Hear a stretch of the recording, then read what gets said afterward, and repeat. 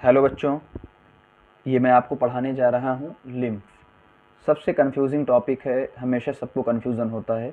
आप यूट्यूब पे जाएंगे या कहीं भी जाएंगे, कमेंट सेक्शन में जाएंगे तो बहुत कंफ्यूजिंग टॉपिक है लिम्फ। आइए हम समझते हैं कि लिम्फ है क्या, है ना। बहुत सिंपल तरीके से समझेंगे, बहुत अच्छे तरीके से। आज के बाद कभी कंफ्यूजन नहीं होगा।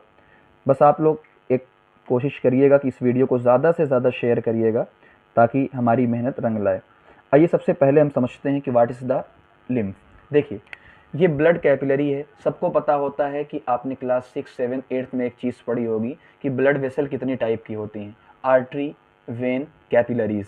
और कैपिलरी जो होती है वन सेल्ड थिक होती है, बहुत पतली होती है। चलिए हम समझते हैं। ये ब्लड कैपिलरीज के अंदर ब्लड फ्लो हो रहा है और सबको पता है कि प्रेशर के साथ फ्लो होता है। तो ये लाल लाल जो मैंने आपके सामने बनाया है, ये ब्लड कैपिलरीज है और ब्लड कैपिलरीज में ब्लड आपका फ्लो हो रहा है अच्छे तरीके से। इस ब्लड कैपिलरीज में छोटे छोटे पोर होते हैं। कैसे होते हैं? छोटे छोटे पोर होते हैं। अब जब छोटे छोटे पोर हैं बेटा, तो आप सबको पता है कि इन छोटे छोटे पोर से यहाँ पे जो ब्लड के अंदर का लिक्विड है वो छन कर आएगा।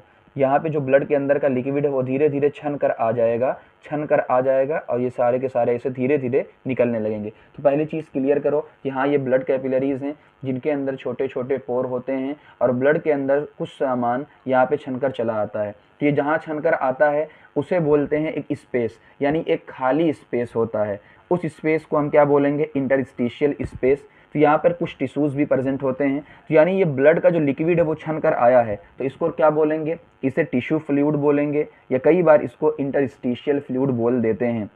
इसके अंदर क्या होता है? ब्लड में होता है, ब्लड ही होता है, बस इसके अंदर फॉर्म्ड एलिमेंट यानी जो आपकी आरबीसी है, प्लेटलेट्स हैं, या जो मैक्रो मतलब जो बड़ी प्रोटीन है, ये लोग नहीं छनते। तो ये जो इतने लोग हैं ये छन नहीं पाते हैं क्योंकि ये बड़े होते हैं, है ना। तो ये छन नहीं पाते हैं। तो हम ये कह सकते हैं कि इनके अंदर वो सारे लोग आए हैं बट ये लोग नहीं आए, इसलिए मैंने क्या लगा दिया यहाँ पर? माइनस लगाया हुआ है। ठीक है, तो अब ये छन कर आए तो छन कर क्या ऐसे बैठे रहेंगे? नहीं। यहाँ पर आपको दिख रहा होगा लिम्फ कैपिलरी। इसका नाम क्या है? Lymph capillary. यानी ये सारे के सारे लोग इसके अंदर इंटर हो जाएंगे। ये सारे के सारे लोग इसके अंदर और छनकर इसके अंदर इंटर हो जाएंगे। यहाँ पर भी देखिए, इसके अंदर भी क्या है? होल है यानी पोर है, तो इसके अंदर भी छनकर इंटर हो जाएंगे।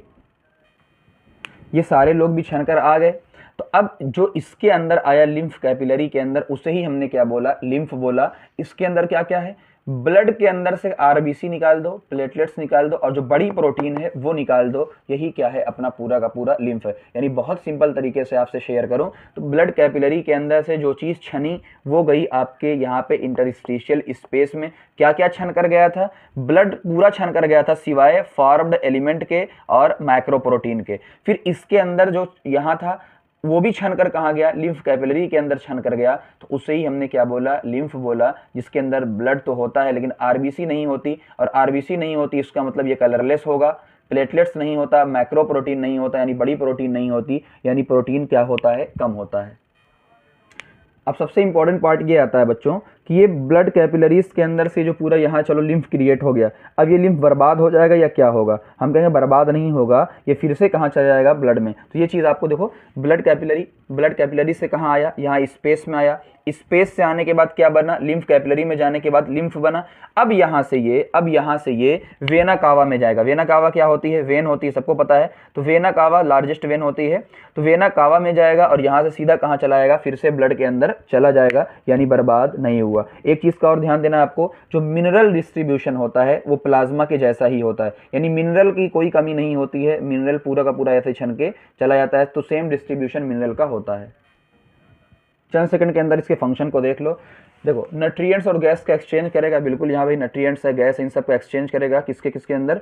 ब्लड और सेल के अंदर। हार्मोन कैरियर भी है। सबसे इंपॉर्टेंट पॉइंट ये 3 है, जहाँ आपने डाइजेशन में पढ़ा होगा कि जो फैट होती है वाटर सॉल्यूबल तो ब्लड के अंदर हो जाते हैं, लेकिन जो फैट सॉल्यूबल होते हैं वो डायरेक्टली उसमें नहीं जाते हैं ब्लड के अंदर। वो पहले कहाँ जाते हैं? वो पहले लिम्फ के अंदर जाते हैं। और लैक्टियल आपने पढ़ा होगा, इंटेस्टाइनल विलाई, ठीक है ना। तो फैट एब्जॉर्ब थ्रू लिम्फ इन लैक्टियल। सबसे इंपॉर्टेंट पॉइंट ये है, डाइजेशन में पढ़ा होगा।